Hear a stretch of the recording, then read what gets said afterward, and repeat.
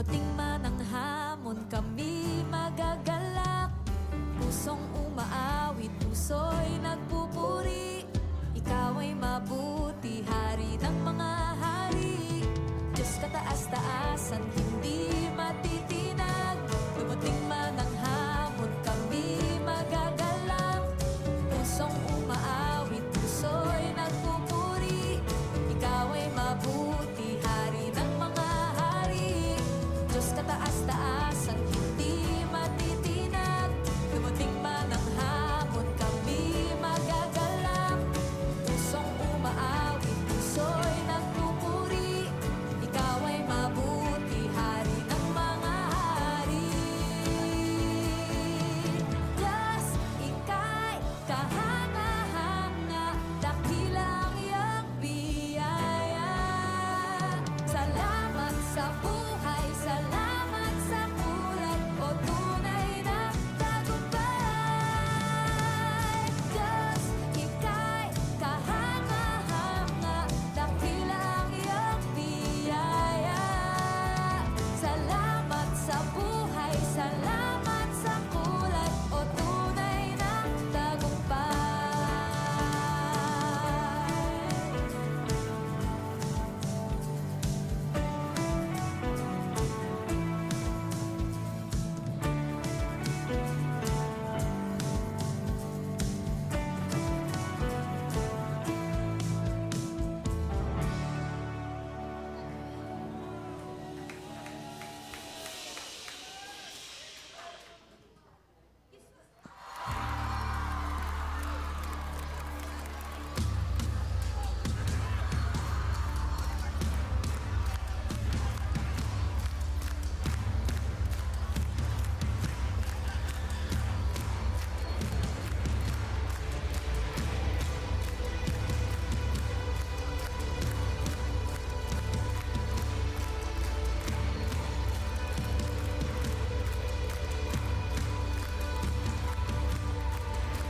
The greatest day in history. Death is beating, you have rescued me. Sing it out, Jesus is alive. The empty cross, the empty grave. A life eternal, you have won the day. Shout it out, Jesus is alive. He's alive.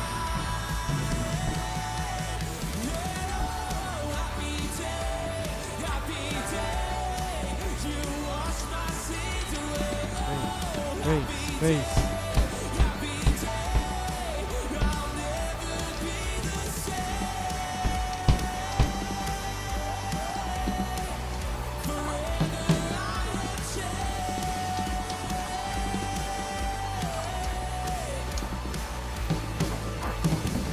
When I stand in that place, realize meeting face to face, I am yours, Jesus, you are mine. When this joy, perfect peace, earthly pain finally will cease. Celebrate, Jesus is Magsimula, tatayo tayo ulit at babati tayo ng 5 tao. Pakisabi po sa kanya, na-miss kita. Sige po, let's room around. Okay. Kamayan mo yan, malapit na mag-Christmas.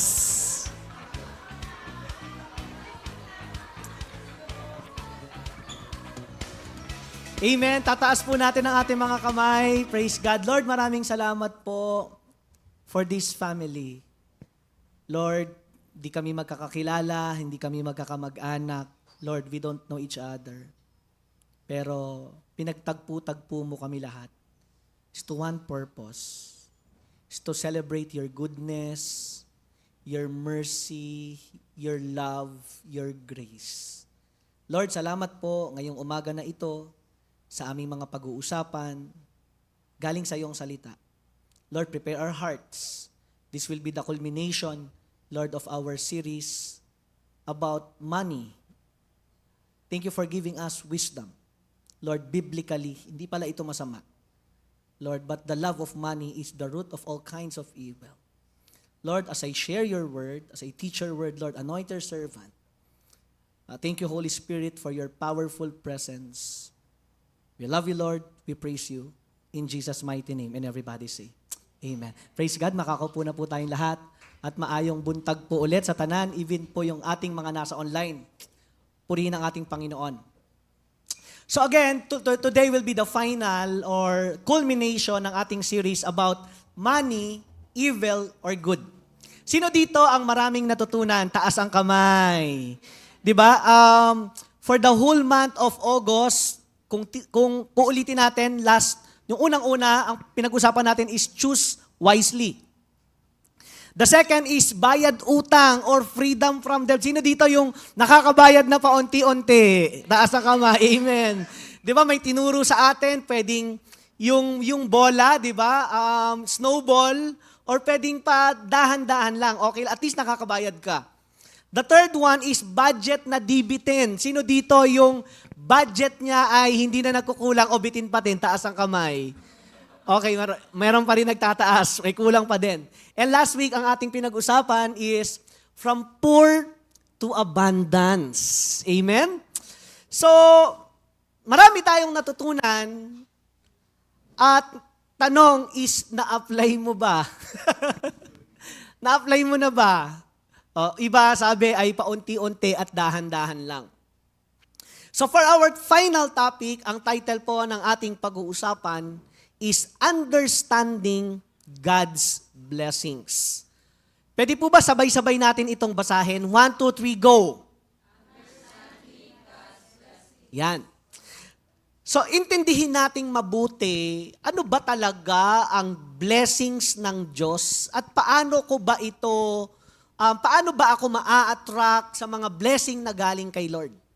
So, ang ating main text, isa lang, ay manggagaling sa Proverbs chapter 10, 22. It is written, sabi po dito, the blessing of the Lord brings wealth without painful toil for it. Ulitin ko po. Ang blessing daw ng Diyos ay nagbibigay kayamanan. At ang sabi, na walang kabalisahan. Kabalisahan, it's like anxiety or feeling of worry or parang nai-stress ka na or parang restless ka na. So sabi mismo ni King Solomon is the wisest man, the richest man who ever lived in this world. Actually, kung meron tayong kakilalang mayayaman na tao, walang sinabi yon kay King Solomon. Siya na po yung pinakamagaling, pinakamatalino at pinakamayaman. Why? Kasi kaya nga siya sinulat sa Bible. Ibig sabihin, siya na yung pinakatalaga. Alright? So this is his advice. It's a practical advice. Nang sabi niya, sa lahat ng kanyang naranasan sa buhay, sa lahat ng kanyang mga businesses, sa lahat ng kanyang mga transactions, sa lahat ng kanyang experience kay Lord, nung siya ay matanda na, may edad-edad na, or advanced na yung kanyang age, gumawa siya ng Proverbs. It's a practical insights or wisdom. Nang sabi niya, alam nyo kayo, bilang isang parang lolo na, ang blessing daw na galing kay Lord ay hindi ito mahirap. Sabi nyo, without painful toil for it. Painful means masakit. Yun na nga, sinabi ko kanina, parang restless ka. Parang, bakit ganun? Ganito yung nangyayari sa finances ko. Kasi ang blessing daw ni Lord, hindi mahirap eh. So yan yung ating pag-uusapan. Alam nyo po, many people, believers or non-believers, Christians or non-Christians, spend most of their time pursuing prosperity, promotions, success, recognition, and new acquisitions. Dito daw sa mundo, karamihan, lahat ng ating oras ay ginagawa natin kundi maghanap at maghabol ng kayamanan dito sa mundo. But the problem here is kakakuha mo niyan, kakahanap mo niyan. Ang problem is nakakalimutan mo kung sino o sino ba, saan ba galing yung source ng blessing. Some very rich people cannot even enjoy what they possess. Ito yung mga meron sa kanila. Unang-una, they have delicious foods. Yan. Kumakain ba kayo niyan? Parang mini lechon ito ah. Parang gamay ah. Okay? So, mga rich people daw or very rich people, they can afford ng masasarap na pagkain. Lechon baka, lechon baboy, lechon kanding. But, because of the problems of their health, hindi na daw sila makapag-enjoy at makakain ng mga ganito. Meron ba kayong kakilalang ganyan? Very rich. Kaya lang, hindi niya na makain ito. Actually, ang kinakain niya na lang yung pinya, tsaka ito. Kasi bawal na daw siya dyan. Next. They have many beautiful mansions. Okay. Wow, may mansion. Of course, pag may mansion ka, ang gaganda ng mga higaan yan, mga beddings, mga linen, ganda ng interior design. But, they cannot enjoy peaceful sleep at night without taking sleeping pills or consuming alcohol. What else? In their garage, they filled with luxury cars. Ito. Ano ba to? Toyota ba to? Kin o Honda? Ano ba yan? Di ko alam yan. So meron silang luxury cars, but they are bedridden. Alam niyo po, ito daw yung pinakamasakit na mangyayari sa tao. May blessing ka, pero hindi mo naman na-enjoy. Kayo po ba ay may mga kakilalang ganyan? O nag-e-enjoy ka, tapos walang blessing? Okay. Meron din ganon. Now, ano bang sabi ulit ng Bible kanina? Sabi, the blessing from God, there is no sorrow, grief, painful toil, or trouble. So, ang mga blessing daw na galing kay Lord, hindi lang daw ito patungkol sa mga displays na nakikita natin, but the blessing from God is enjoying. Nag-e-enjoy ka. Okay? Kaya ngayon, mapapaisip ka, ito bang mga nangyayari sa akin ay galing ba kay Lord? Parang hindi ko na-enjoy. So the worldly blessings, illegal, immoral, pero ang blessing daw na galing kay Lord is mag-e-enjoy ka. So a man who has possession but does not enjoy what he has is poor. Kahit na meron kang, alam mo yon, meron ka ng Rolls Royce, nakatira ka saan? Sa Forbes Park, okay, nakakapag-travel ka na kung saan-saan. Pero hindi ka naman talaga nag-e-enjoy. You are poor. Now, ngayong alam na natin, ang blessing pala ay hindi painful. Paano ba tayo ma-attract ng blessing na galing kay Lord? Paano ba lumapit ang pagpapala na galing sa atong Ginoo? Dalawang bagay lang po. Two major things from the Bible that attracts blessings from God. Are you ready? Sino dito ready na? Kalugin mo muna yung yung sarili mo, yung katabi mo, okay? Baka natutulog yan. Pag natutulog, sa bunutan. Biro lang. So, two major things from the Bible that attracts blessing. Number one, The presence of God attracts blessing. Pwede po ba basahin natin ito sabay-sabay? 1, 2, 3, go! Okay, listen. Kapag ang isang tao po, ang presensya ng Diyos kasama niya, ang blessing kusa pupunta sa kanya. Bigyan ko po kayo ng mga examples from the Bible na sinamahan sila ng presensya ng Diyos at sila ay nakaranas ng matitinding pagpapala. Unang-una si King Hezekiah.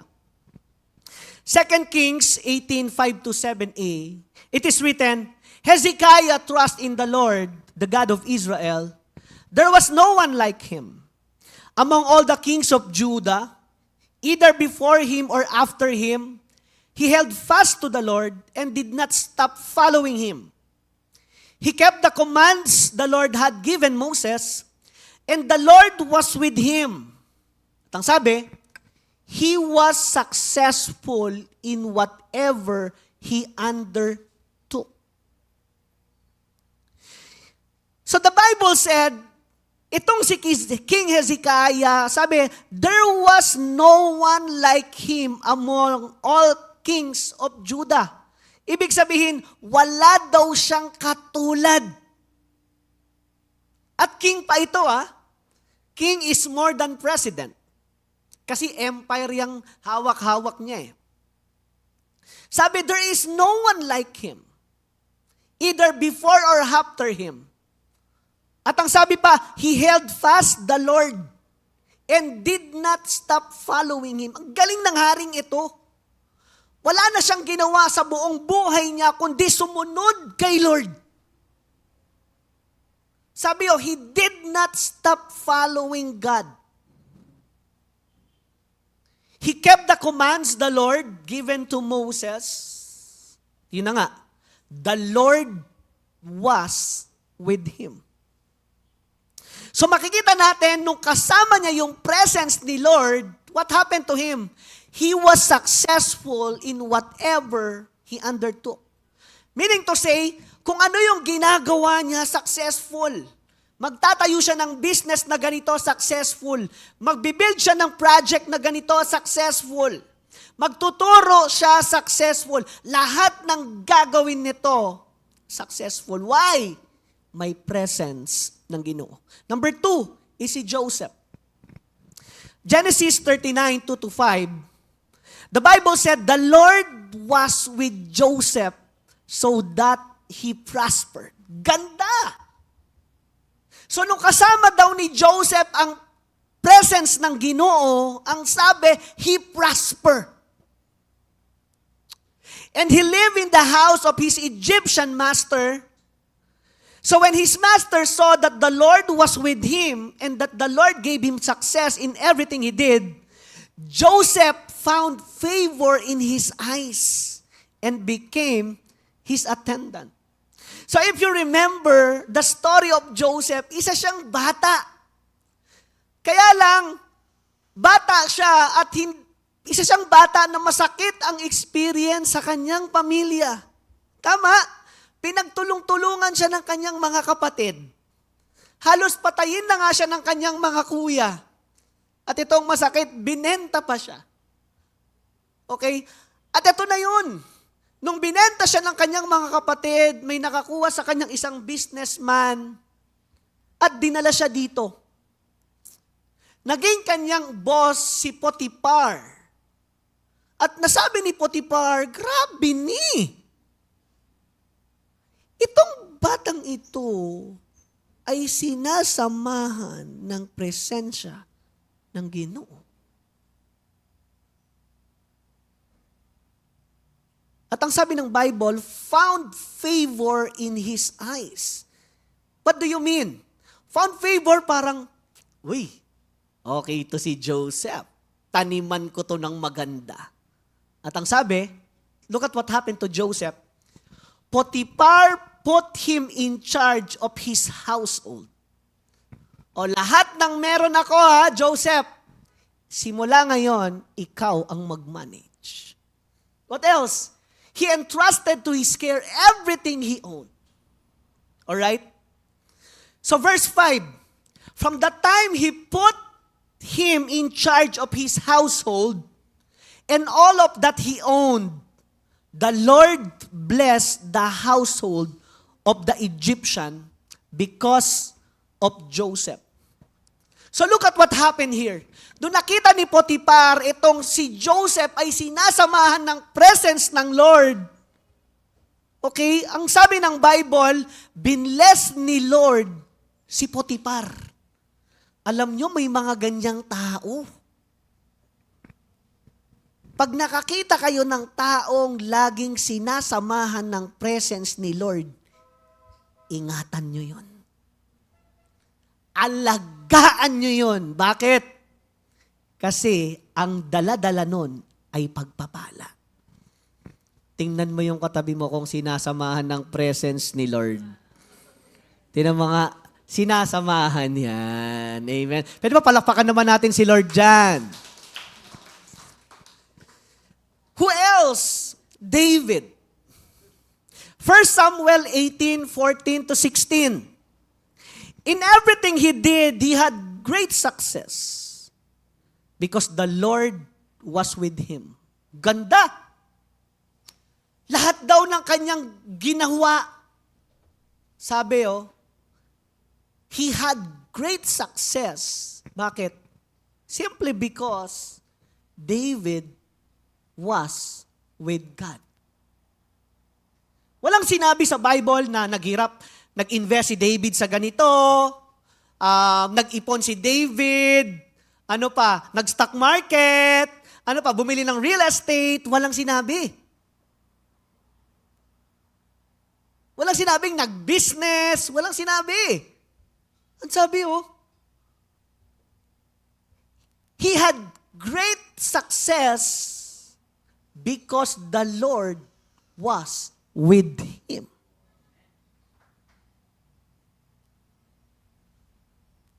Tingnan mo nangyari kay Saul. When Saul saw how successful he was afraid of him. Listen, church. Kapag nakikita na ng tao na nagsasucess ka, inaangat ka na ni Lord, may taong magsiselos sa'yo. Are you still there? Pag inaangat ka ni Lord, ito pa maganda, matatakot yung tao sa'yo. Si David ay isang, magtutupa lang naman yan shepherd boy. At ang nagselos sa kanya, ang natakot sa kanya, look, is a king. Sabihin na natin isa president. Si Mr. President, natakot sa isang shepherd boy. Paano nangyari yun? Simply because the God's presence was with David. Now, I have a question to you. Sa buhay mo ba, kasama mo ang presence ng Diyos? Sarili mo na lang. Sa trabaho mo ba, kasama mo ang presensya ng Ginoo? Or sa business mo ba, kasama mo yung presence ni Lord?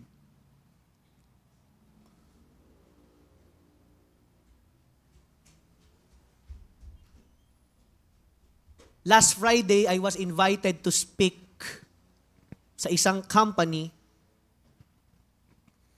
Nagulat ako, in-invite tayo. Kala ko parang live group lang. I was invited to speak sa kanyang mga sales team, accounting team. Big company na niya. Sabi ko, grabe man ito. kaya pala naging ganito kalaki. Kasi pati yung kanyang sales team, pati yung kanyang mga accounting team, gusto niya lahat sinasamahan ng presence ng Diyos. Kaya pala bless. So in your school, in your family, in your relationship,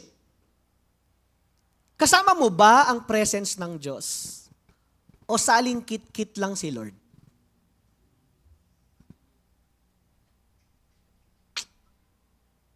Remember this, kapag wala ang presence ni Lord sa buhay mo, sigurado mahihirapan ka.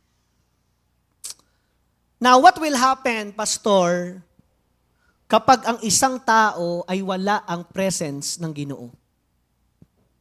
Look at what happened here. Let me give you an example, si King Saul. Again, kanina, natakot si King Saul kay David. Nung una, may presence ni Lord itong si King Saul Pero nawala. Pwede pala na kay Lord ka nung una. Pero soon, aalis ka din at mawawala yung presence ni Lord. Ganun nangyari kay King Saul. 1 Samuel 16:14. The Bible said, "Now the Spirit of the Lord had departed from Saul. And an evil spirit from the Lord tormented him." So King Saul, nung una, sinasamahan siya ni Lord. Kaya lang nung huli na, ang sabi, umalis na yung presence ni Lord sa kanya. Tandaan, pwedeng sinamahan ka ni Lord nung after mo ng retreat, nako, hallelujah, Lord! Woo! Baguhin na natin yung Davao! Woo! Baguhin natin yung pamilya na! Ito na Windsor sa mga disciples! Gusto ko na mag-SOD, Pastor! Gusto ko pa mag-Bible school! Alam, maya-maya, buwan. On fire muna Kaya ako, hindi ako masyadong naano sa mga on fire, sa mga, hindi Lalo na yung mga umiiyak, grabe, umiiyak ako. Yung mga nai-slain, hindi yun nasukatan Kasi pwede mangyari yun like what happened to King Saul.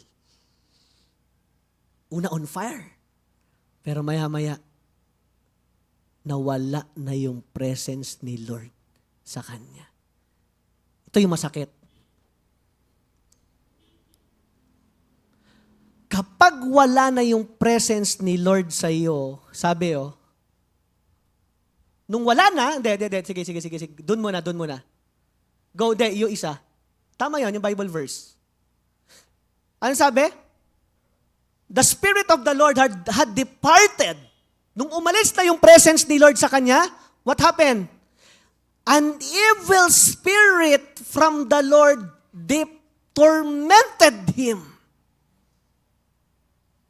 So lumalabas kapag wala kang presence ng Diyos, attracted ka po sa evil spirit.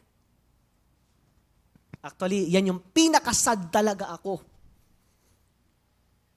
Yan yung pinakasad ako. Okay lang naman talaga is people come and people go. People come, go to church, and then sometimes people leave.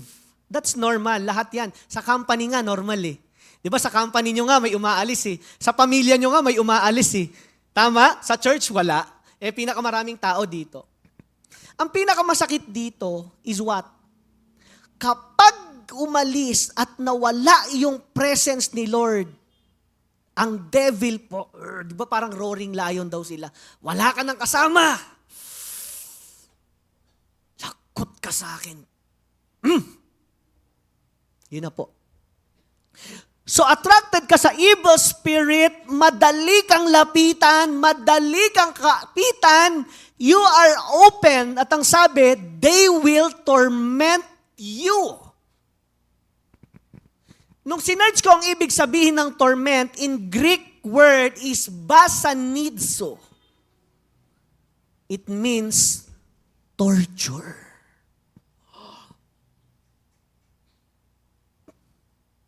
So ito pala yun.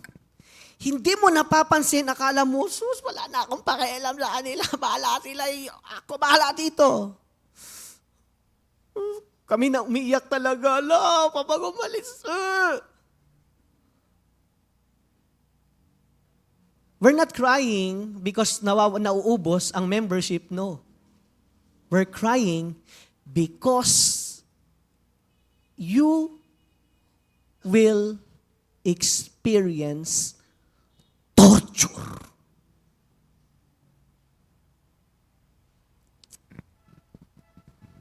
Nahirapan po si King Saul hanggang siya ay namatay because the devil torture him.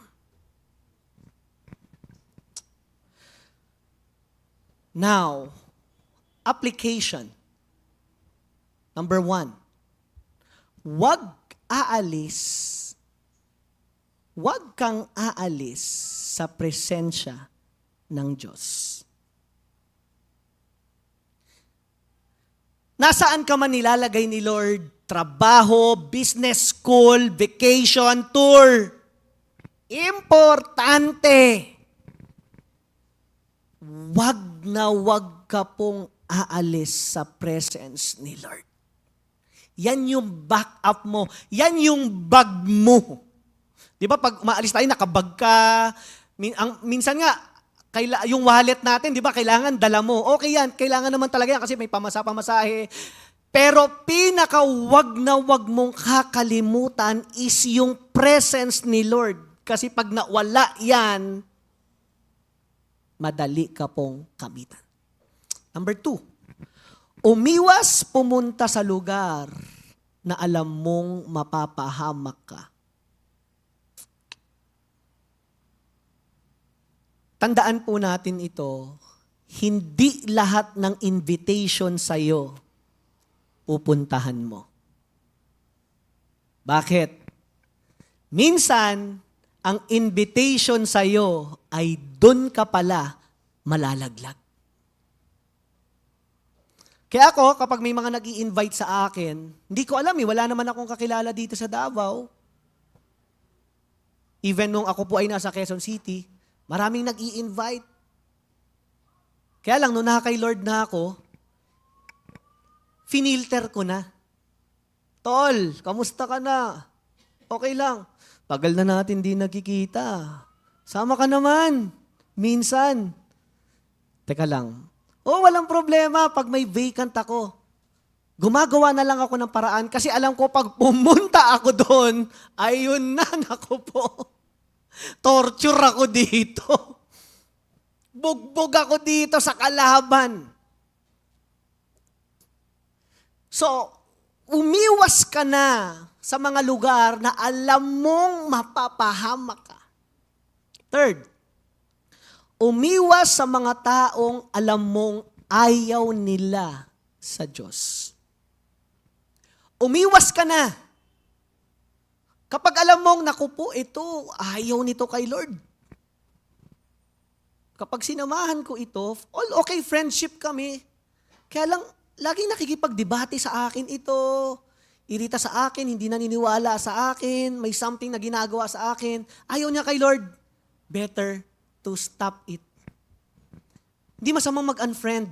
Toot. Isang click lang yan. Toot. Hindi masama yun. Kung alam mong mapapahamak ka sa taong yun. 1 Corinthians 15:33. Do not be misled because bad company corrupts good character. Anong ibig sabihin nito? Kapag mali ang sinasamahan mo, makukurap ka. Magiging kagaya mo sila. Di mo napansin kapag nakikipag-usap ka sa tao, the way he talk, the way he act, nire-represent niya kung sino yung mga grupo niya. Di ba makakita kayo mga gangsta?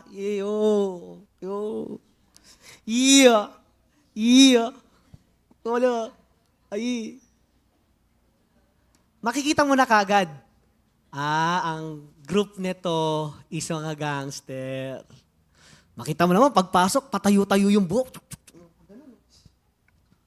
Aba, ang grupo nito, mga rock and roll. Rock and roll!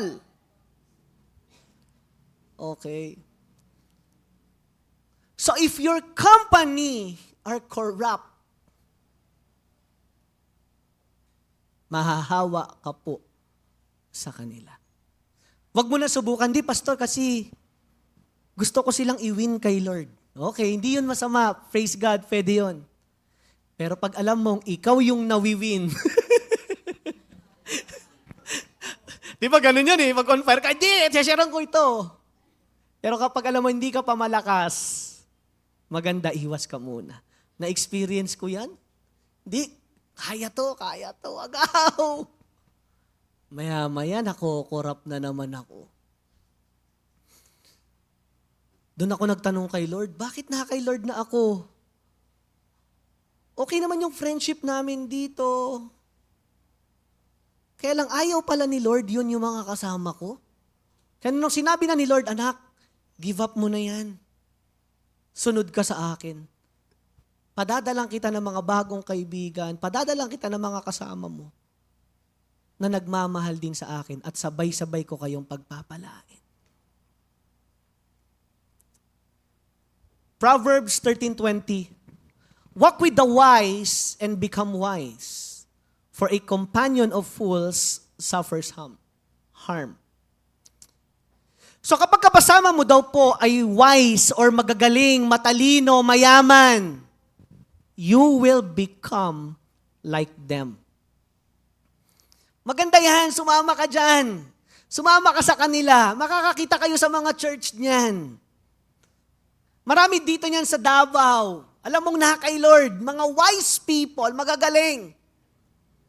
Dumikit ka doon. Bakit? Kasi magiging wise ka. Magiging kagaya kanila. Pero ang sabi, for a companion of fools suffers harm. Kapag ang kasama mo ay mga foolish people, sorry for the word, you will suffer because of them. Another verse, 1 John 4, 1-3. Dear friends, do not believe every spirit, but test the spirit to see whether they are from God. O, tandaan po natin ito. Hindi lahat na nanakay Lord, okay na din. No? Hindi lahat na nagsasabi, sige, praise the Lord. Sabi ng Bible, sabi ni John mismo, test every spirit. Kung yan ba ay galing kay Lord, because many are false prophets have gone out into the world. Next, go. This is how you can recognize the Spirit of God. Dito mo malalaman ang isang taong sinasamahan ng presensya ng Diyos. Sabi, every spirit that acknowledge that Jesus Christ has come in the flesh is from God. Doon mo na. Kapag yung kasama mo daw ay may Jesus, love si Jesus, okay, kay Lord siya. Pero, go. But every spirit that does not acknowledge Jesus is not from God. Kapag ang isang tao ayaw kay Jesus, hindi naniniwala kay Jesus, prophet lang si Jesus, mabait lang si Jesus, hindi God si Jesus. Naku po, delikado. Sabi, they are not from God. Ito masakit. They are the spirit of the Antichrist. Antay. Marami po dito sa panahon natin yan. Ayaw nila kay Jesus. At sila yung sinasabi ng Bible that they are the Antichrist. So now, nakita na natin, number 1, paano ka na-attract ng blessings? Okay, anong gagawin mo? Okay, dapat kasama mo ang presensya ng Ginoo. Amen? Number 2, obedience to His word attracts blessing. Number 2 na. Obedience to His word attracts blessing. Some biblical examples of this is Joshua 1, 7-8. Ang sabi po dito, be strong and very courageous. Be very careful to obey all the law my servant Moses gave you. Do not turn it to the right or to the left, that you may be successful wherever you go. Keep this book of the law always on your lips. Meditate on it day and night. O, makinig. Tuwing kailan daw natin i-obey, iisipin yung word of God? Tuwing kailan? Day and... Ano ibig sabihin ng day and night? 24/7, araw at gabi. Meditate means, yan yung laruin mo sa isip mo. Yan yung patakbuhin mo sa isip mo. Yan yung basahin mo, yan yung pag-aralan mo. Di ba may meditation tayo, lalo na pag-exam? Tama? Lahat ng mga mababasa mong libro, tatandaan mo yun kasi may exam eh. Tapos pag nandun na yung mga tanong, ano ba yun? Ano ba yun? Ano ba yun? Tapos may nakatago ka pala dito. No? Shh. May kodigo pala. So bakit mo ginagawa yon? For you to pass. Tama? Lahat ng pag-aaralan mo, magre-review ka. I-meditate mo lahat yon. Tama yon, for you to pass the exam. Ganon din po yung Bible. Yung Bible, you will meditate it. Kaya nga tayo, yung ginagawa natin, nag-aaral tayo dito. Tama, nakikinig tayo ng Word of God. Tapos pag nakakinig ka na, nakuha mo na, okay, nalulunok mo na, yan na yun, lumalaro sa isip mo, day and night, what will happen to you is this. You will what? Go. So that you may be careful to do everything in it, then you will be prosperous and successful. Pwede po ba isang malakas sa palakpak para kay Lord dyan? Yan na yun. Try mo. Okay? Try mo, seryosohin mo yung Word of God. At ang sabi, you will prosperous and successful. Oh, listen. Look at people, hindi na lang ako magbabanggit ng name. Alam ko may mga kakilala kayong ganyan. Itong taong ito ay seryoso sa Word of God. Sumusunod sa salita ng Diyos. Tingnan mo yung buhay niya. Okay. Pero tingnan mo yung mga taong nandyan, andito, andyan, wala, andyan, andito, andyan, wala. O, tingnan mo yung blessing niya. Okay? O, last, tingnan mo yung mga taong ayaw sumunod sa salita ng Diyos. Tingnan mo yung buhay niya. So kapag ang isang tao nag-o-obey sa salita ng Diyos, what will happen? They will attract blessing. At yung blessing daw na yan, hindi mo daw yan mako-compute. May mga ginagamit si Lord na tao na hindi mo, paano nangyari yun? May mga ginagamit si Lord na mga paano nangyari yun? Galing kay Lord yun. You are attracted sa blessing ng Diyos. Another verse, 1 Chronicles 12:11-13. Now my son, the Lord be with you, and may you have success and build the house of the Lord your God. As He said you would, may the Lord give you discretion and understanding when He put you in command over Israel, so that you may keep the law of the Lord your God. Then you will have success if you are careful to observe. Ganda na naman, oh. Sabi, then you will have success if, yun yung masakit yung if. Gusto mong successful? If you careful to observe the decrees and laws pertaining to the Word of God, Scripture, that the Lord gave Moses for Israel. Be strong and courageous, do not be afraid or discouraged. Ito pong word na ito ay galing kay King Solomon. Successful si King Solomon, si King David. Ito ay payo ni King David sa kanyang anak na si Solomon, na magiging hari din. O anak, tapos na ako malapit na akong kunin ni Lord. Kung gusto mong maging successful yung buhay mo, sabi ni David sa kanyang anak na si Solomon, ingatan mo, be careful, i-observe mong mabuti kung ano yung sinasabi ng Bible.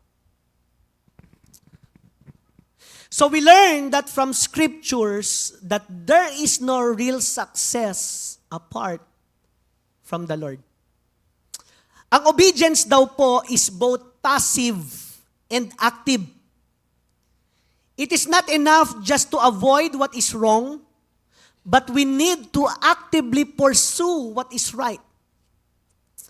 The reward for obedience was even better than expected. Ito daw maganda kapag sinusunod mo na yung word of God, yung ine-expect mo na blessing sa'yo, ang gagawin ni Lord, hihigitan niya pa yon. Obeying God is loving God. Kapag sumusunod ka daw kay Lord, yun yung palatandaan na mahal mo ang Ginoo. Obedience daw is more than a religious obligation. It is a path to spiritual growth and a deeper connection with God. Gusto mong spiritual growth? Gusto mong lumago pa? Gusto mo pang mag-grow pa yung buhay mo? Obedience to God's word is the key. At ang sabi, if you want to have deeper relationship with God, ang kasama mo is obedience. So by living a life of obedience, you are drawing closer to God. The more ka nag-o-obey kay Lord, the more lumalapit yung shine ni Lord sa iyo. Through obedience of God's word, it's more than obeying our country's leaders. Amen? Diba? Ang word of God kasi ay salita ng Diyos. Hindi lang ito salita ng ating president, hindi lang ito salita ng ating boss, hindi lang ito salita ng kilalang CEO or founders. No. It is the word of God. At ang sabi, if you obey God's word, then blessing will follow. Hebrews 4:12. For the word of God is alive and active, sharper than any double-edged sword. It penetrates even to dividing soul and spirit, joints and marrow. It judges the thoughts and attitudes of the heart. Ito yung maganda sa word of God. Sabi ng Bible, sabi ng Hebrew, buhay siya. It's alive. It is active. At ang sabi, sharper. Ibig sabihin, ang talas. Kapag ang isang tao nakarinig ng word of God, pumasok sa kanyang puso, para kang hinihiwa, pinapatamaan ako nito.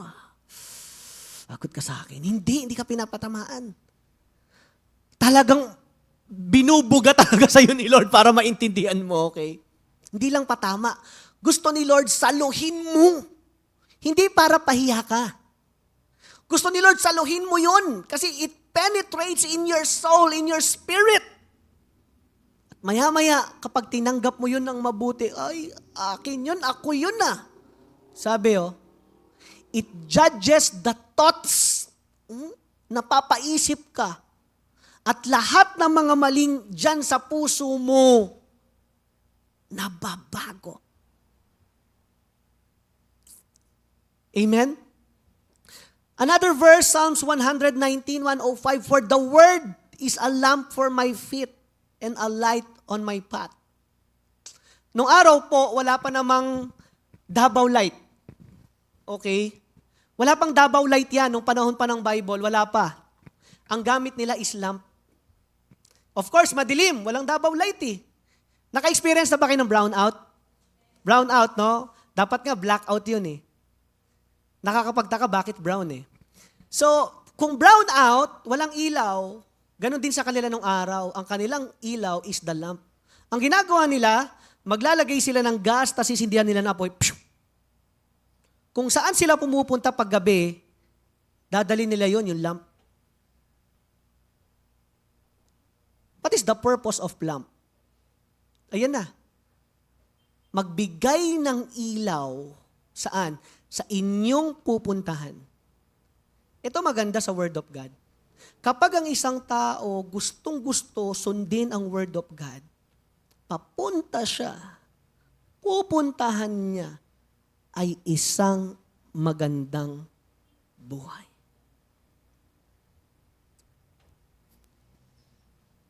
Next, James 1:22. Do not merely listen to the word and so deceive yourselves. Do what it says.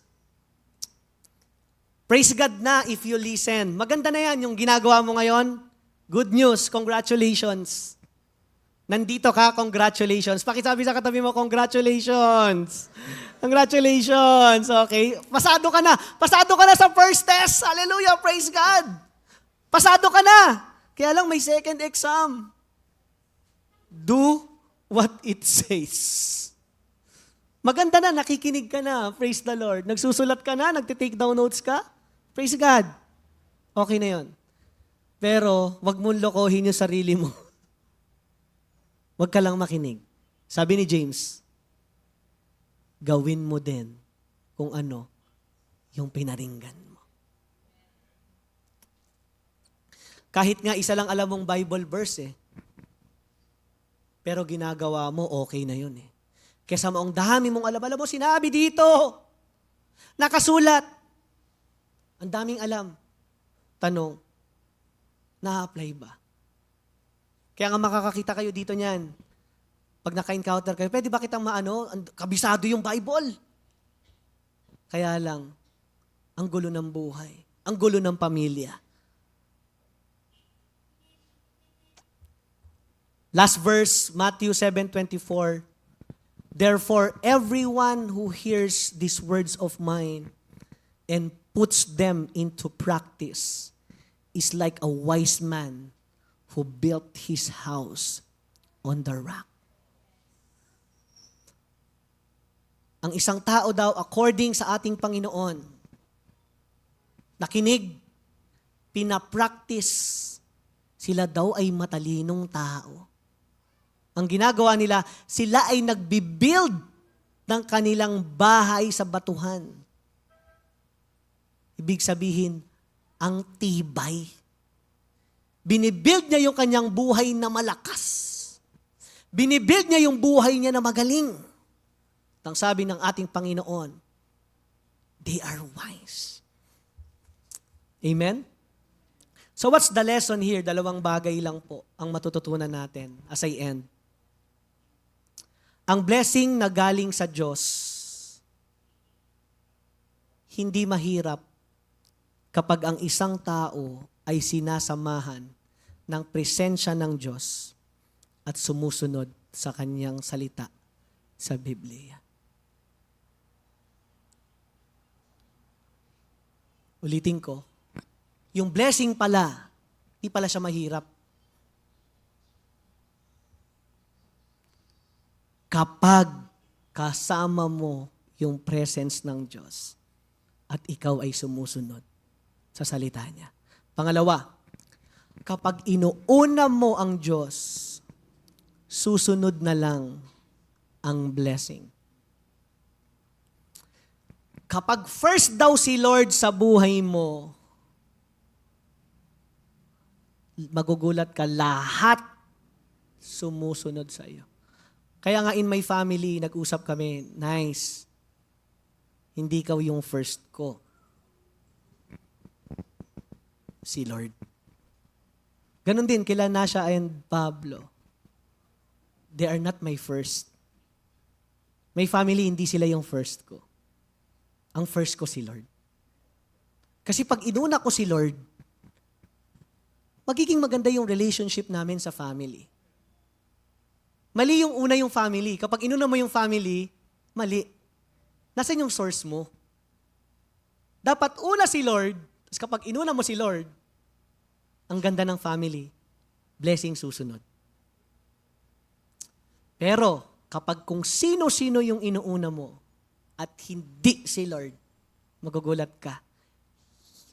Painful toil, hirap, masakit, pagod. Kasi nga, hindi si Lord yung una mo. Let me show you a picture here. Ito kasi yung ginagawa ng tao. No. Yung chasing money. No. Ito kasi yung ginagawa ng tao. Sige. Yung isa pa. Mali ito, ano po. Yan. Ito kasi yung ginagawa natin. Sino dito yung guilty sa ganyan? Di ba, we are looking for it. Dati ganyan tayo.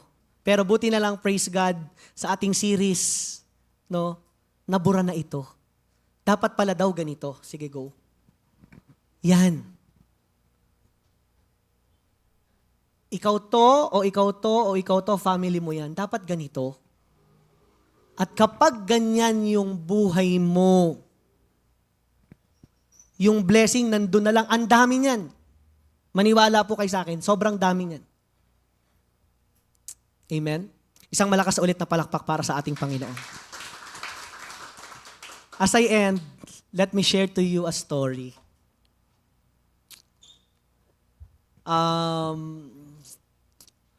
Meron pong isang lalaki by the name of William. Yan. Si William daw po sila ay pumunta sa England at sila ay nagsettle sa Amerika during Civil War. Hindi ko na masyadong kinonsentrate kung kailan, basta Civil War daw ito. Dahil hirap ang kanilang buhay, this man, William, started to produce soap. Ginawa siya, nag-isip siya, ano kayang gagawin ko? Ang hirap, paano ko makakakain? Paano yung pamilya ko? Nagtayo siya, gawa ako ng soap. Alam niyo yung soap? Hindi ito soup ha, baka may soup ha. Soap, sabon. But, nag-fail daw siya. Nung tinayo niyang business, failure. Of course, nasaktan siya. Sino ba namang hindi? Saktan siya. Civil war na nga, hirap na nga, failure pa yung business mo. Buti na lang meron siyang kaibigan, isang believer of Jesus. Isang Christian. Love si Lord. He encouraged William through the Word of God, the Bible.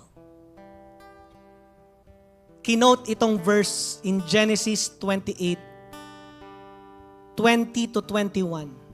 Ito yung shinare ng kanyang kaibigan kay William. O William, okay lang yan. Ano bang sabi ng Bible? Ito, ginawa ito.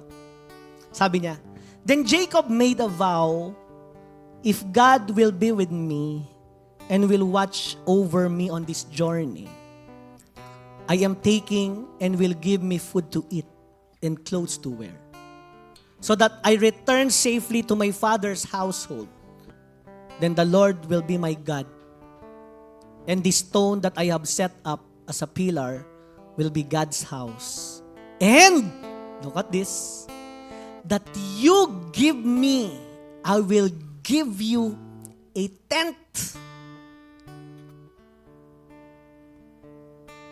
Ito yung in-encourage sa kanya ng kanyang kaibigan. Quoting this kwento. Then after that, they prayed together. That from that day, William decided to be with God's presence and obey God's word. Nangako siya, naku po, simula ngayon, Lord, lagi na akong magpapasama sa presence mo. Simula ngayon, Lord, o-obey na ako ng salita mo. Then through obeying God, ito maganda, he decided that he would give 1/10 of his earnings to God. Ganda ng vow niya. Sabi niya, Lord, kasama ko yung presence mo. Lord, susunod ako sa iyo. At ibibigay ko din sa iyo yung tithes ko. Then, look at this. William started his new venture on Dutch Street. And God gave the 10th from the very first earning he made. Ginawa niya, magkaroon daw siya ng ulit ng venture. Yung business niya, binibigay niya kay Lord. Lord, para sa ito. Kinakaltasan niya yung nakita natin. Lord, 10% sa iyo ito. Then God was given the first place in his life and career as he had covenanted. Dahil may promise siya kay Lord, sige Lord, pag i-bless mo ako okay. Ginawa ni Lord sa kanya, sobrang daghang blessing ang bumuo sa kanya. Tang sabi sa history, more than tithes ang binibigay na ng taong ito. The question, who is this man? This man is William Colgate. Pwede ba palakpakan mo si Lord dyan? Yung ginagamit mo na Colgate, nagsisipilyo ba mo? O kamay-kamay lang? This man ay ang kanyang business is global.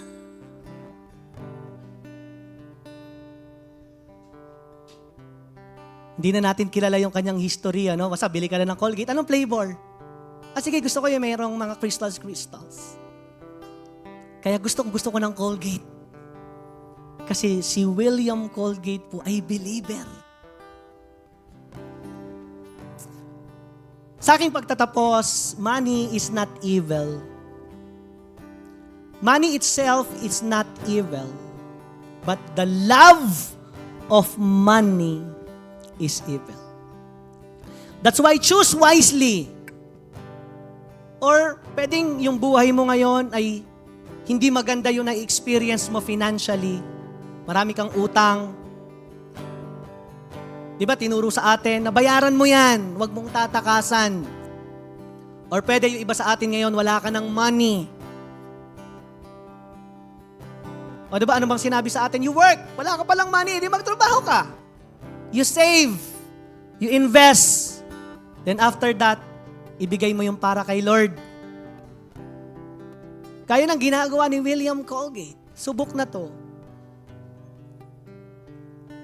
O ano pa sinabi sa atin na kahit mahirap ka lang, magugulat ka, dahan-dahan, dinadala ka na ni Lord dun sa buhay na plano niya para sa'yo.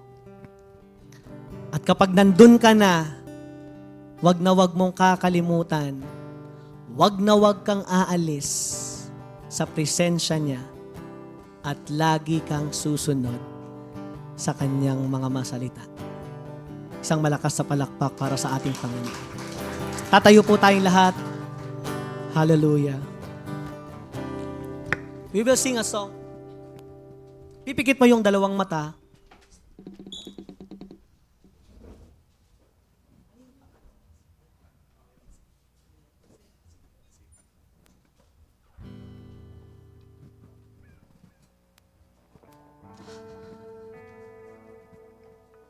Habang nakapikit ka ngayon, I don't know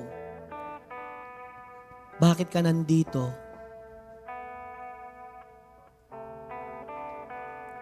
Some of you experience famine. Under your grace, your mercy amazes me. Some of you here, Under your wings, your hirap na. shadow covers me. Your promise of love, Some of you here, where my heart is safely ang dami ng utang. undone. Iba naman dito nagsara na yung business mo. Speak to me, Lord.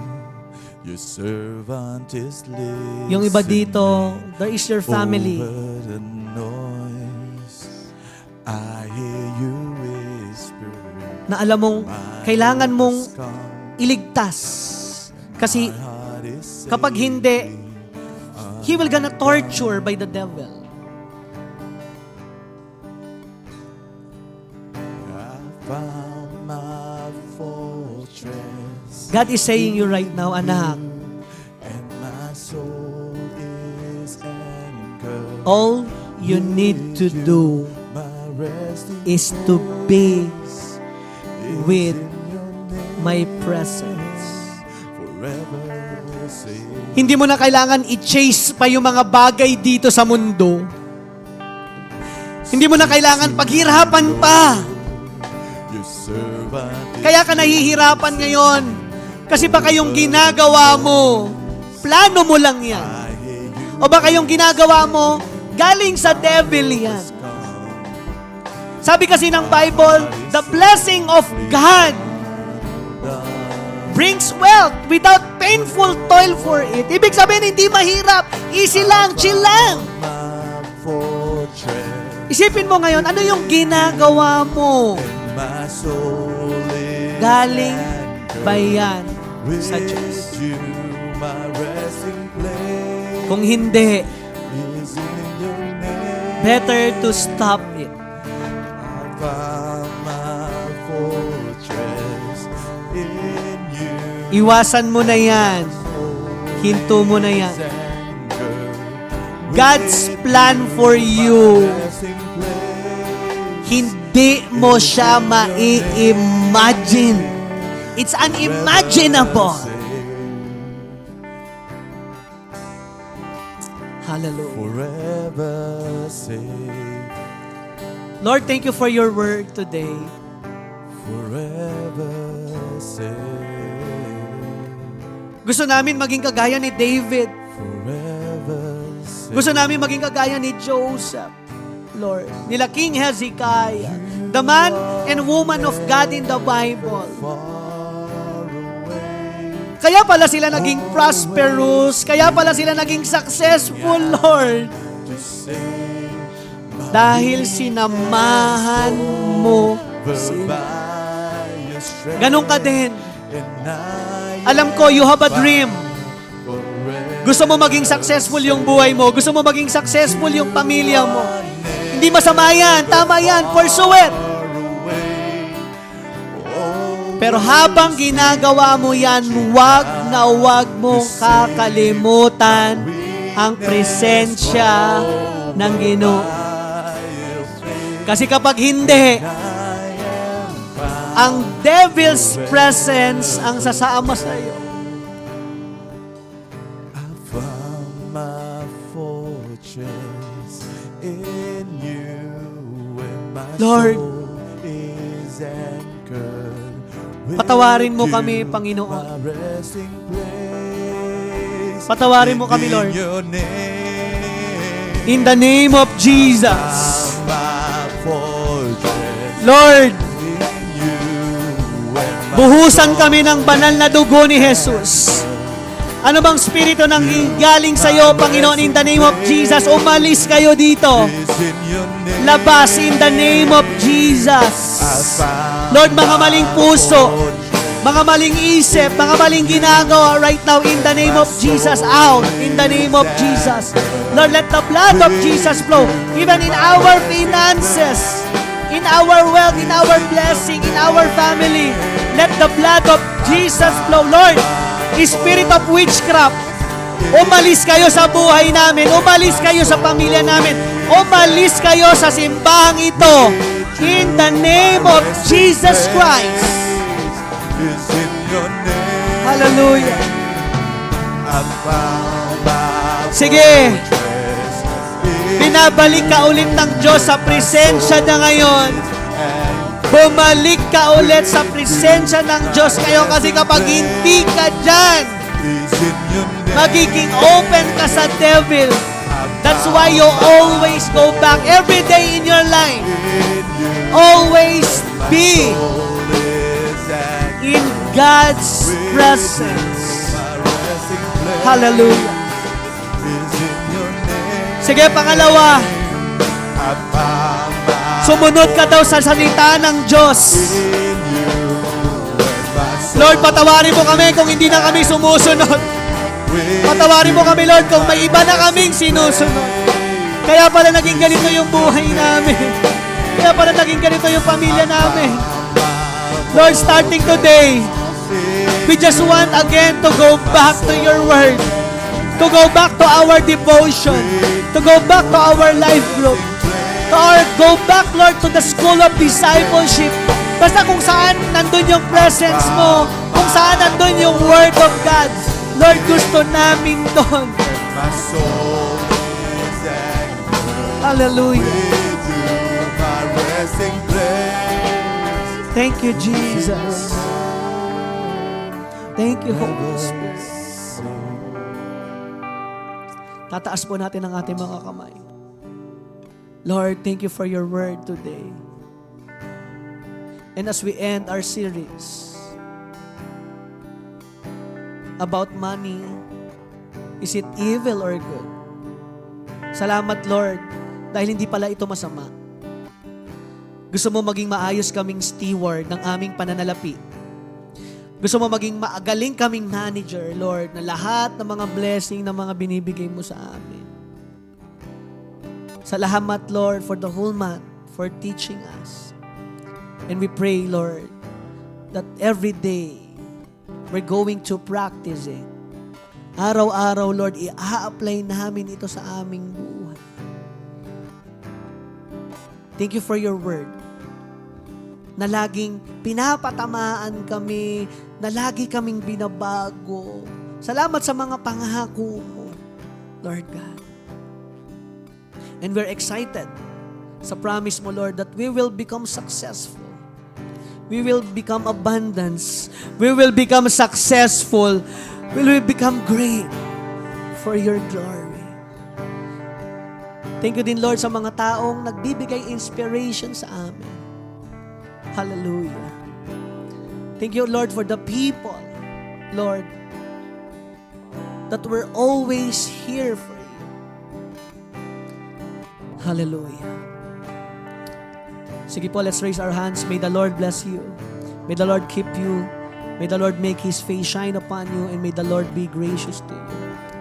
Lord, we pray for the works of our hands in the name of Jesus, na palakasin mo po lahat ng tinatrabaho ng aming mga kamay, lahat ng aming mga pinupuntahan.